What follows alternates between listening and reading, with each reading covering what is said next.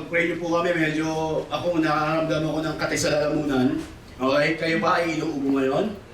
Yes, so dahil sa panahon, bigla maya-maya uulan, maya-maya iinit. So, dapat lagi tayo inom ng biogesic. ng vitamins. Sino tumiinom ng vitamins? Taas kamay. Ayan. So, yung mga church, sa panahon ngayon, dapat natin alagaan yung ating sarili, okay? Hindi lang basta-basta trabaho, sabi mo sa katabi mo, pahinga din. Okay, pahinga din, And topic for today, nakakatuwa, is no more fake news. Sa panahon ngayon, ang hirap ng maniwala. Yes or no? Especially sa mga social media. Hindi mo na alam kung ano yung totoo at ano yung peke. Lalo na sa panahon ngayon, sa generation ngayon, yung tinatawag na AI. Tama? Minsan, kaya nang baguhin ng AI, okay? Yung mukha ng isang tao, pwede nang gawin yung mukha mo na i-pretend na ikaw. Okay? Kaya nga, ang dami mga scandals ngayon na ginagawa ng mga hacker o ng mga taong walang magawa sa mundo. Even Google. Sino dito minsan nag-google, naghahanap ng katotohanan about sickness? Taas kamay. Ako gano'n. Nung tuwas yung sugar, nag-search ako regarding blood sugar. Ano yung mga bawal at yung mga bagay na hindi bawal. Okay, ang dami nagsasabi na akala mo totoo at mayroong mga doktor na nagsabi ito yung dapat totoo. That's why sa panahon ngayon, sabihin mo nga, tell the truth. Pagsiko yung katabi mo, tell the truth. Sabi mo nga, tell the truth. Ang tanong, kaya mo bang i-handle ang truth? Yes or no? Tingin ko karamihan sa atin hindi kayang i-handle ang katotohanan. Okay? Ito nakakatawa. Marami sa atin gusto maging magpapakatotoo. Okay? Gusto niya marinig mga katotohanan. Pero pag sinabi mo yung totoo sa kanya, ano nangyayari? Na-offend, nagagalit, nagwawala, and then nagiging defensive. Now, church, tandaan nyo, sabi ng Bible, if you know the truth, and the truth, will set you free. Ang katotohanan pala, ang tunay na truth, ay church, magbibigay sa'yo ng kalayaan. Hindi lang sa sin, kundi yung kalayaan na ba ang sarap mamuhay. Yung bang dibdib mo walang plema, okay? Walang ubo, na ang sarap huminga, at wala kang dapat i-please kundi ng Panginoon lang. Yan ang kalayaan. In fact, ang dami mga Kristiyano ngayon, okay, mga tao ngayon nakakulong saan? Sa kasinungalingan. Okay? Especially, malapit ng eleksyon, tama? Ang dami ng siraan, hilaan, okay? Lumalabas na rin dahan-dahan kung paano sirain yung isang tao, okay? And marami ang naniniwala saan? Sa mga ganong balita. That's why no more fake news. Now, question is, what is truth? Ano ba ang katotohanan? Okay? Ano ba ang katotohanan? One of my favorite player, okay, na naging famous ngayon, tinatawag si Tim Tebow. Okay? Kilala mo si Tim Tebow? Sino kakilala kay Tim Tebow? Siya ay isa sa professional football player sa Amerika. Okay, si Tim Tebow, naglagay ng dark kasi lahat ng mga players is naglagay dito. Okay? Ng John 3:16. But before that, ang ganda nung sinabi ni Paul sa 1 Corinthians 13:12, sabi doon, now we see things imperfectly like puzzling reflections in a mirror, but then we will see everything with perfect clarity. But then we will see perfect clarity. Now, balik natin kay Tim Tebow. Kilala mo si Tim Tebow? Ito yung picture niya. Okay? Nung kanya ay kabataan pa, siya ay naglaro sa Bronco Denver. Nakakatuwa, nag-decide siya kasi karamihan ng player doon naglalagay ng block dito. Lahat ng NFL player naglalagay ng block. Iba may mga wording. Saan niya, naisip niya, before niyan, is lagi mga verse nilalagay niya. Then last niyon, in John 3:16. Alam niyo ba, noong 2008, ang score niya, nag-accumulate siya ng 316 passing yards with an average of 31.6 yards per completion. Now, hindi natin maintindihan kung ibig sabihin nyo kasi football ito, ibig sabihin ito yung pinakamataas na na-achieve ng isang player. Okay, so Team Tebow, hindi lang yan. John 3, because of the John 3:16, sabi din doon, the Pittsburgh Steelers finished the game with a time of possession of 31 minutes and 6 seconds. Nakuha yung 3:16. Okay, then sabi din doon, the game's ratings peaked between 8 and 8:15 p.m. is Eastern Time with a rating of 31.6. Si Tim Tebow, because of John 3:16, dahil gusto niya sabihin sa mundo that God loves you, alam mo, true sa paglalagay ng paint sa mukha. Yan kasi ang totoo. Maybe that time, ang dami niya mga negative or mga bagay na narinig about him at about the world. Not only that, now church, listen to this. Pittsburgh Steelers quarterback, okay, yung kalaban, kayo na magbasa niyan, okay? Ang hirap basahin eh. Okay, through a second quarter interception on 3rd and 16. Now, church, because of Tim Tebow, alam niyo ba, lumapit sa kanya yung coach, sabi niya, Tim, alam mo ba ang nangyayari? Sabi ni Tim, nanalo tayo. Hindi! Tim, listen to this. Sabi niya, the reference to John 3:16 was said to have, pakibasa, caused 94 million people to look up its meaning on the Google search engine. Because of him. Now, pag binasa mo yun sa ESPN website or i-Google mo yan kahit mamaya, ito yung record. Ibig sabihin, bawat panalo, mas marami na convert o nakakilala sa Panginoon because of his yung John 3:16. At alam niyo ba, ang John 3:16, ang famous verse at pinakamaraming kinukote sa mundong ito. Do you believe that? And yet, marami hindi ibig sabihin ang John 3:16. Now, basahin natin, okay? If you read John 3:16, sabi doon, for God so loved the world that He gave His one and only Son, so that whoever believes in Him shall not perish but have everlasting life. Yan ang truth. Now, look at me. Kanino ba sinabi ito sa John? Sino bang kausap ni Jesus Christ? Hindi yung mundo, kundi yung isang tao. Ang pangalan niya is Nicodemus, na minsan hindi naman siya sikat sa Bible, ilang beses lang minention sa Bible, pero ito yung kausap ni Jesus Christ that time kung bakit niya sinabi ang John 3:16. Okay po ba yun? Kasi madalas tayo, di ba, hindi natin pinag-aaralan o iniintindi sino pa yung kausap. Bakit ba ito sinabi? Ito ay sinabi sa isang tao na walang iba kung si Nicodemus. Now, according to the scholars, 3 lugar lang makikita si Nicodemus. Sa garden, sa temple, at doon sa crucifixion. Now, pag-aaralan natin na dahil nung pinag-aaralan yung buhay niya, ay grabe. Now, church, sasabihin ko, yung taong ito, okay, nag-pre-decide na mag-seek o hanapin yung katotohanan. Hindi siya tumigil. Now, sabi dun sa verse, in John 3:1 and 2, sabi there was a man named Nicodemus, a Jewish religious leader who was a Pharisee. Now, balik kayo sa akin, tingin sa akin ha, putulin na niyo. Ano ba yung Pharisee, Pastor John? Ang Pharisees, okay, sila yung mga taong nag-aaral ng law, ng mga Moses law. So alam nila, knowledgeable sila when it comes to the Word of God. And not only that, si Nicodemus, tingin sa akin ha, ay member ng small group na Sanhedrin, tawag nila, okay? Ibig sabihin sila yung mga rulers ng Israel. And way back sa Exodus, ang mga tao ito sila nagsasabi ng katotohanan. Now, church, look at me. Balik kayo sa akin, tingin sa akin. Isang napakatalinong tao, okay, na tingin mo mayroon siyang sariling identity na curious about sa truth.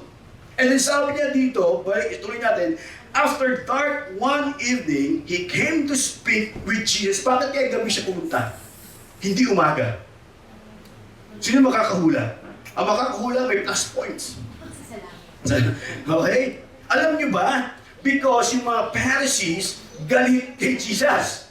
Ayaw i-compromise ni Nicodemus yung kanyang title, yung kanyang pagiging isang Pariseo. That's why gabi siya nakipag-meet kay Jesus. Okay, sabi niya dito, he came to speak with Jesus. Rabbi, he said, we all know that God has sent you to teach us. Your miraculous signs and are evidence that God is with you. No, si Nicodemus curious, ikaw ba talaga ang Messiah? Ikaw ba talaga yung Diyos? Kasi gusto kong malaman. And then sabi ni Jesus Christ, Jesus replied, I tell you the truth. No, church, unless you are born again, you cannot see the kingdom of God.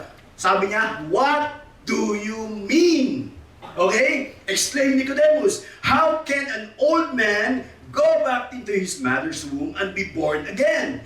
Jesus replied, I assure you, no one can enter to the kingdom of the God without being born of water and spirit. Now, church, listen to this. Kausap, si Nicodemus, sabi niya, parang sinasabi ni Nicodemus, alam ko yung law. Kapisado ko yung law. Pero sinasabi sa akin ni Jesus Christ, alam mo, tinatawag kita sa mas higher level. Hindi sa good works mo. Hindi sa mga knowledge mo, okay? Hindi sa mga gusto mong malaman, ay yung mga alam mo, kundi ano yung gusto mong malaman. Ang ganda po na sinabi niya, sabi ni Jesus Christ, you must be born again. Now, yung born of water and spirit, now church, ibang topic yan, pag-usapan niya, ano ibig sabihin yung pastor? Meaning, because Jesus was the living water, okay? Nagkakot niyo ako? And then yung spirit ng Diyos ang siya pwedeng magbago sa bawat isa. Hindi na pinag-uusapan ng water baptism dyan. Okay? Yung iba ginagamit yan para sasabihin na, say, baptism and plus your acceptance will makakapag-save ka. No. Nakigets niyo ako? Okay? And then sabi dito ni Nicodemus, how are these things possible? Paano? Biruin mo, church, alam ni Nicodemus, pinag-aralan niya, pero ang problema kasi, look at me, tingin sa akin ha, marami sa atin gusto malaman ng truth, pero hindi nila kailangan yung truth. Do you agree? Alam nila, gusto nila matagdag yung knowledge. Yung kanilang gustong malaman, pero ayaw nilang alamin yung katotohanan. Kagaya ni Nicodemus, confused. Okay? And then, ang sagot ni Jesus Christ, if you read in John 3:16 again, for God so loved the world that He gave His only and only Son, what whoever believes in Him shall not perish but have everlasting life. Naiisip niyo ba yung question? Sinagot ni Jesus Christ yung behind ng question sa John 3:16. Can you handle the truth? Yes or no? Ang problema, now, church, tingin sa akin, ang dami nating mga Kristiyano, okay, alam yung katotohanan, pero bulag sa katotohanan. Tama? Yan ang nakakalungkot. Nung nakilala na si Kristo as our Lord and Savior, nag-stop na tayo dun. Kaganda kay Nicodemus, alam niya ang buong law. Ang daming law. Since birth, pinag-aralan niya, pero siya ay na-confuse, nakilala niya si Jesus Christ. Ano ba ang katotohanan? Gusto kong makita at malaman yung totoo. By following, by listening dun sa truth. Sino ba si Jesus Christ? Now, meron tayong pag-aaralan ngayon, sabi doon, the difference between, now church, dito sa status niyo, the difference between knowing the truth and believing in truth has eternal what? Implications. Ibig sabihin, church, kung ano yung pinaniniwalaan mo, yan ang magiging mangyari sa afterlife at church, listen to this, at kung ano yung magiging buhay mo dito sa mundo. Pag nakita mo ang katotohanan, mga kapatid, tingin sa akin ha, magbabago lahat ng pananaw mo habang nabubuhay ka dito. Makikita mo ano yung gagawin mo bilang isang tunay na mananampalataya kay Kristo. Okay po ba yun? And yet, ang daming alam, ng mga Kristiyano about knowledge, about God, about love, about His mercy, and ay nako. Alam mo, may nabasa ako nakaraan, maraming Kristiyano ngayon daw, hinahabol lagi yung blessings. Yes or no? Yan daw ay fake news. Ang gusto daw ng Diyos, sabi ng isang preacher, is ma-bless ka lang. Yan ay fake news. Nakuha nyo? Kaya tayo nagsiserve sa ministry para ma-bless, yan ay fake news. Kaya ka daw nabubuhay sa mundong ito, para lang, alam mo yun, maghawa, yan daw ay fake news. Ang totoo kasi, ang truth kasi, is makilala mo talaga kung sino yung Savior natin. At yung blessings daw, susunod na lang, bonus. Yes or no? Nakakatuwa, di ba? And then 3 truths about dapat natin ma-discover. Number 1, napaka-importante, yung ating identity. Who are you becoming? Now, church, tingin sa akin. Nagugustuhan nyo ba kung ano ka ngayon? Kung saan ka papunta? Nagugustuhan mo ba kung ano nangyayari sa buhay mo ngayon? Alam mo, sino dito ng tumiting sa salamin? O talaga ako, nakatingin sa salamin. Okay? Payat-payat ko tingnan. Okay? Kami mga lalaki, pag tumiting sa salamin, alam niyo ba kung magkaiba ng babae sa lalaki? Ang lalaki, titingin sa salamin, alam mo kung ginagawa agad namin? Gigilid. Titingnan ko talaga kung musli o hindi, ano? Isang tingin lang, okay na yan. Mga babae daw marami, ano? Kaya marami naman sa atin, pag tumingin sa salamin, yung bang sabihin mo, oh, pogi, sino gano'n minsan? Ako lang? Okay. Uy, bagay sa'yo, di ba? Kakaiba, ano? Or, pwede marami sa atin tumingin sa salamin, ayaw yung nakikita. Nakuha nyo? Pangit, tabako, hindi bagay, baduy. Tama? Meron namang ibang tao tumitingin sa salamin and they worship.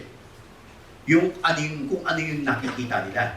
Yung achievements nila, yung mga bagay na nakuha na nila, yung mga bagay na anong meron ka. Na minsan nakakalimutan natin na iba-iba yung worship, yung sarili na natin. Okay? Tanong ko sa iyo mga kapatid, nakikita mo ba? Nagugustuhan mo ba kung nasan ka ngayon bilang isang anak ng Panginoon? Nagugustuhan mo ba yung outcome, okay, ng pagkakilala mo sa Panginoon? Ano yung nakikita mo sa mirror? Alam mo, church, dati, before ako naging, nag-surrender, lahat ng nakikita ko, sinasabi ng sarili ko kapag nakasalamin. Kung nagsasalita yung sarili ko, sasabi, John, alam mo, ang dami mong kasalanan na tinatago. Alam mo, John, pag nalaman nila yung ginagawa mong kasalanan, marami ang madadapa. Alam mo, John, hindi bagay sa'yo. Okay yung ganyan. Alam mo, John, hindi mo kaya i-achieve o hindi mo kaya i-handle ang isang simbahan. Mahina ka. Di ba minsan ganun tayo minsan mag-isip? Yung sinasabi natin, yun ang pinaniniwalaan natin. Dahil sabi dito, nako church, what you believe determines who you are and who you become. That's why sinabi dito, no, church, if you want to change, or if you don't like, or if you want to change what you see, change what you say. Marami sa atin dito, ganito na ako eh. Tama? Yes or no? At kung ano yung sinasabi mo, yun ang nagiging ikaw. Kahit anong kasinungalingan na sinasabi mo sa sarili mo, yun ang nagiging ano? Totoo. Naisip niyo ba na nung sinasabi sa inyo, ang gift ko is mercy? Ayaw maniwala, di ba? Sama ng tingin sa akin. Okay? Kasi pag sinabi ko sa sarili ko, hindi, suplado ako. Yun ang tatiling sa isip ko. Okay, pag sinabi kong ako yung taong tamad, tamad ka talaga. Okay, pag sinasabi mo sa sarili mo na mahiyain ka talaga. Now, church, tili sa akin, kung hindi mo gusto yung nakikita mo sa sarili mo, baguhin mo yung sinasabi mo regarding sa sarili mo.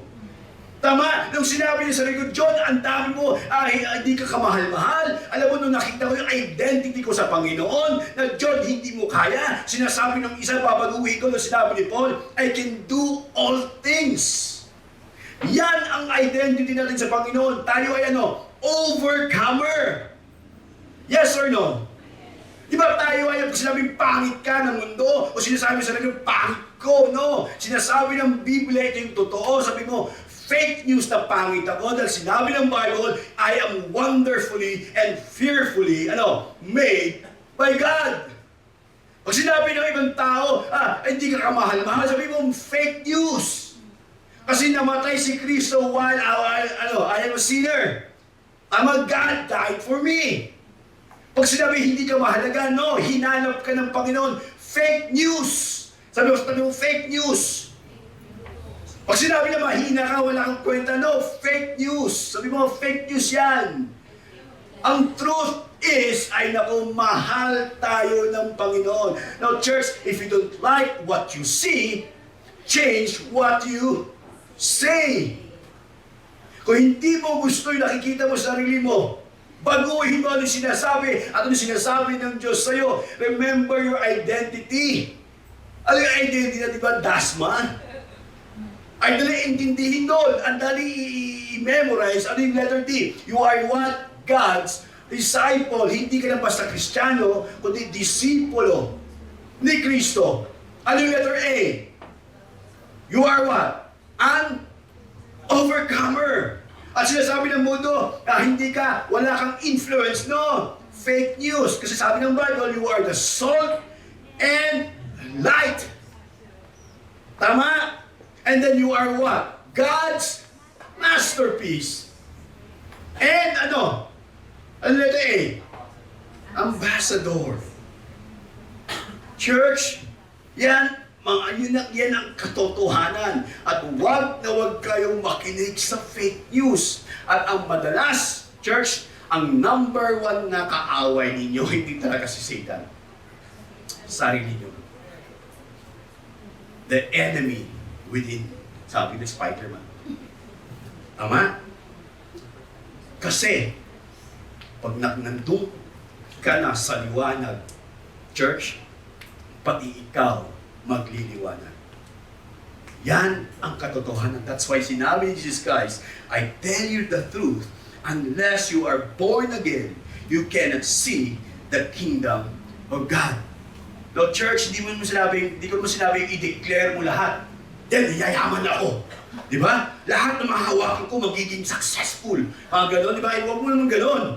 Okay? Para bang sinabi mo, Pastor John, para bang ako ay, sinasabi ko ako ay 5'6", 5'7". Pero lumabas yung katotohanan, 5'5". Alam mo, hindi pwedeng mangyari yung mga dinideclare natin minsan na kung hindi base sa katotohanan ng Panginoon. Nagigits niyo ko? Dahil sabi dito, any declaration, okay, not based on the truth of God's Word will still leave you empty. Minsan sa atin nagdi-declare, bukas magiging successful ako. Bukas mananalo ako ng loto. Okay? Kung magkatotoo man yan, pero alam mo, church, mag-declare tayo according sa salita ng Panginoon. Amen ba yun? Dinideclare natin, halimbawa yung asawa ko, papasa. Hindi nag-aaral. Paano ka papasa? You have to do your part then. According to God's Word. Okay? Pag sinasabi ng mundo na ganyan ka, no, fake news yan. Sabi mo sa tabi mo, fake news yan. Because iba ako sa harap ng Panginoon. Identity ko ay hindi nakikita sa ibang tao, hindi makikita sa achievement ko, hindi makikita sa mga success ko sa buhay, hindi makikita lang sa Panginoon. Amen? Yan ang truth. At sana habang nandito tayo, ma-experience natin ang truth. Okay? Number 2, now church, because of that, community, where are you belonging? Okay? Where you belong? Now, kaibigan, tingin sa akin, nakakatuwa to si Nicodemus. Una, gusto niyang makita yung katotohanan, confused siya, gusto niyang makita at tinignan niya kung sino yung mga kasama niya. Now, if you read in John 7:50, okay, ito yung mga kasamang Pariseo because Jesus was speaking or nagsishare ng gospel sa temple at yung mga Pharisees, okay, nagpa-plot to kill Jesus. And then meron isang open forum or meeting, sabi doon, the Nicodemus, the leader who had met with Jesus earlier, spoke up during the meeting of Pharisees. Is it legal to convict a man before he is given a hearing? He asked. Then the Pharisees replied, are you from Galilee too? Search the scriptures and see for yourself. No proper ear ever comes from Galilee. Now, church, tingin sa akin, because si Nicodemus, gusto niyo malaman yung katotohanan na minsan akala niya nasa tamang grupo siya. Okay? Ito nakita niya na yung grupong kasama niya ngayon ay hindi talaga nagsisik ng truth. Kaya siya tumayo at sinabi niyang katotohanan and dare to ask the Pharisees. Diba minsan akala natin na sa tamang grupo tayo? Yes or no? Pero kung mapapansin mo, yung grupong sinasamahan mo is para bang walang iron sharpening iron. Kung ang grupo mo is compromise. Kung mga grupo mo is mga para bang emoji, pwede lang, lukewarm.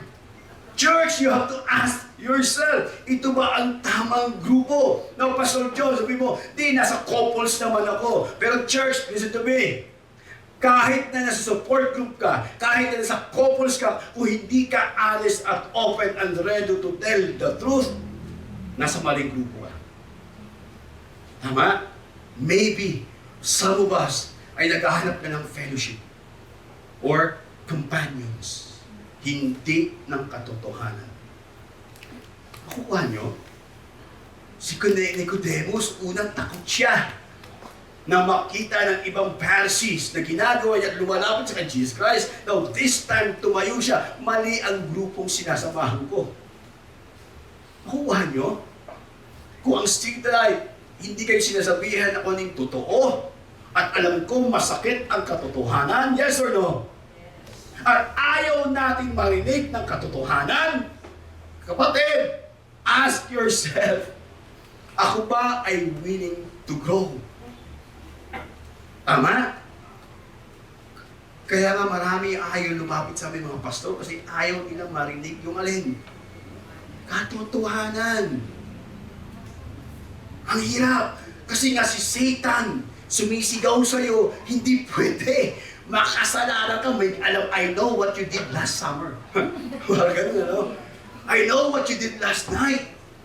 Kaya ka iwas ka. Umiwas ka kay pastor. Ayan na siya, papalapit na siya. Uupo sa tabi mo, magtatanong yan sigurado. Ilabas mo na yung maskara mo. That's why next natin, masquerade.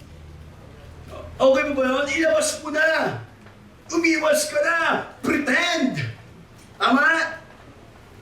Now, church, again, sabi mo nga, I will stand for the truth. Sabi mo, I will tell the truth. Ay, nako. Mahirap ba? Hindi. Si Nicodemus, kaibigan, sana, tingin sa akin, ang goal ko, prayer ko, nung nakita ko to, sana hanggang ngayon, sabay-sabay tayong mag-seek lagi ng katotohanan. Amen? Hanapin yung katotohanan. Hindi na basta-basta magbasa ka, kundi dapat intindihin natin. Amen? Galing ano si Nicodemus, he stand for himself. Because sabi ng Proverbs 30:20, become wise by walking with the wise, hang out with fools, and watch your life fall to pieces. Diba sabi niya, tell me who your friends are, and I will tell you who you are. I will show me your friends, and I will show you your future. Now, kaibigan, ewan ko lang sa mga couples, mga nakasama ko, hindi ako papayag na magkakaroon kami ng fellowship na hindi ako nagtatanong. Tama ba? Tinatanong ko ba kayo, kumusta kayo mag-asawa?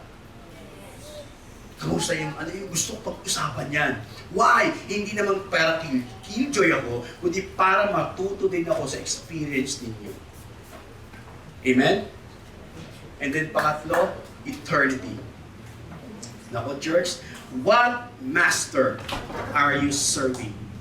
What master are you serving? Now, kaibigan, look at me.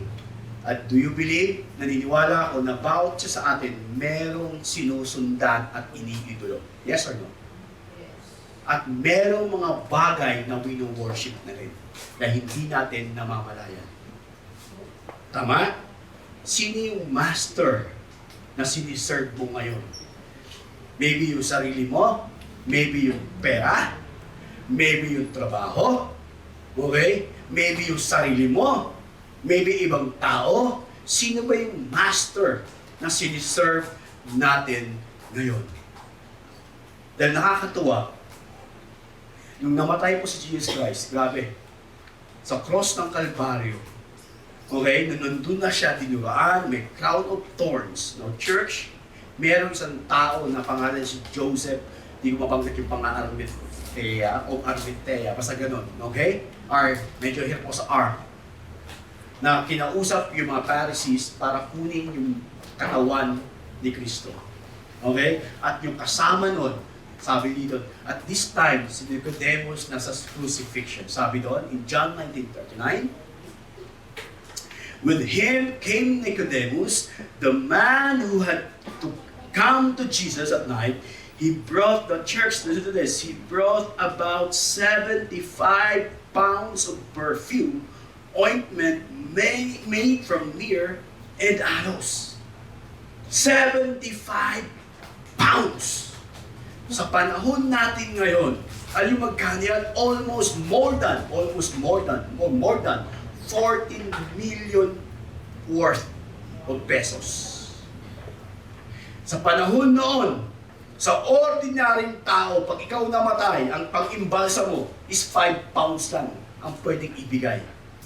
Pero yung ginawa ni Nicodemus, naniniwala ko this time, na na-convert na yung knowledge ni Nicodemus into faith. Dahil, no, church, tingin sa akin, pag hinahanap mo yung truth, yung katotohanan ng kaibigan, it will cost you. Like Nicodemus. Almost everything. Dahil nung namatay si Jesus Christ, 75 pounds na yung binigay niya, almost para bang ginawa for royalty. Nag-gift sa isang patay. Pag ang king namatay, ganun karami. So sa Nicodemus, that time na, Lord, alam ko patay ka na, ito yung kaya kong ibigay. Hindi ko pwedeng bayaran, tumbasan, yung nakita ko yung katotohanan kumpara sa mga wealth ko, kayamanan ko sa mundong ito. Lahat ito, pag i-offer ko sa iyo kasi nakita ko yung katotohanan sa inyo. And church, nakakatuwa, kasi nga ang truth was never a place to arrive, or it was things na i-possess mo, kundi ang truth is a person to believe in. Walang iba kundi si Jesus Christ. Yan ang truth. Because sabi ng Biblia, siya ang katotohanan, ang daan, at ang pag-asa. Alam mo, nung nandun ako sa libing burol ni Ate Aimo, yung cremation, na-cremate yung nanay. Sorry, nanay pala. Pakiano nga yun, okay? Yung burol ng nanay ni Ate Aimo, hindi pala siya, buhay pa pala siya, okay, sorry. Pero, nanay niya, okay? Na-cremate. Alam mo, sabi ko sa mga crowd, lahat ng pinaghirapan nyo, iiwan nyo rin. Si nanay, galing sa alikabok, at lahat ng tao ay babalik saan? Sa alikabok. Ang katotohanan, haharapin din natin si Kristo balang araw. Kuha nyo. At ang fake news, kapatid, sinasabi ng mundo na patay si Kristo. Yes or no? Sinasabi ng mundo ni Satan, tapos na ang Savior. Pero ang truth is, after 3 days, He rose again. Because our God is not dead. Until now, sabi ng verse, because of that, and you will know the truth, and the truth will set you free. Kapatid, kamusta ka na sa harap ng Panginoon? Ano yung pinapakinggan mo? Yung sinasabi ba ng Diyos? O sinasabi ng mga taong nasa paligid mo? Or ano identity mo ay nakikita ba sa mundo. And the truth will set you free. Kapatid, look at me. Naniniwala akong tinatawag ka ng Panginoon to a higher level. Yan ang katotohanan. Kung nasan ka nilagay ng Panginoon, dun ka magliwanag, dun ka magpakita ng pag-ibig ng Panginoon. Yung mga kaibigan na nilagay sa paligid mo, gagamitin ka para makakilala sila sa Panginoon.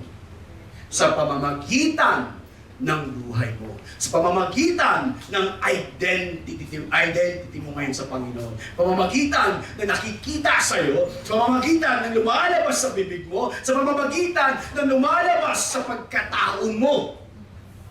Huwag kang maniwala sa mga bulong ng kaaway na hindi ka anak ng Panginoon. Huwag kang maniwala na ang buhay mo ay hindi pwede maging influence sa mga taong nasa paligid mo. Mali yan. Yan ay tinatawag na fake news. Okay po ba yan? Nakakatuwa. Alam mo, isang life coach na hindi naman sinasabi Kristiyano kami. Hindi ka naman pinagbabayabang kung yung ginawa ng Diyos sa amin. Unti-unti yung mga clients nagtatanong, John, pastor ka ba? Kasi hindi nila alam, hindi nila namamalayan, pagkausap kami, naglalabas na sila ng sama ng loob. At iba yung naging response namin sa kanila. At nakikita na, oo nga no. And then later on, babalik, Kristiyano ba kayo? Iko, oo. Alam mo, maganda yung tanong, Kristiyano ka ba? Kaya pala. Yung tanong na iba, di ba Kristiyano ka? Di ba magkaiba yun? Kristiyano ka, di ba? Alam mo, church, like Nicodemus, hanapin natin ang katotohanan. Kung hindi mo gusto, no, church, tingin mo sa salamin, kung hindi mo gusto yung nakikita mo sa sarili mo, baguhin mo yung sinasabi mo tungkol sa'yo. Amen? Huwag kang maghanap ng quotes sa memes about you. Okay? Is God good? All the time, God is good. Do you believe that God loves you? Do you believe na nandito ka ngayon para bigyan ka ng another chance? Yes? Na maging kagamit-gamit sa kanyang ministry? Yes? Na maging kagamit-gamit sa family mo? Yes? Lalo na sa asawa mo? Yes? Yes? Grabe, no? Sabi mo nga, know and you will know the truth. And the truth will set you free. Now, church, let's pray. Father God in heaven,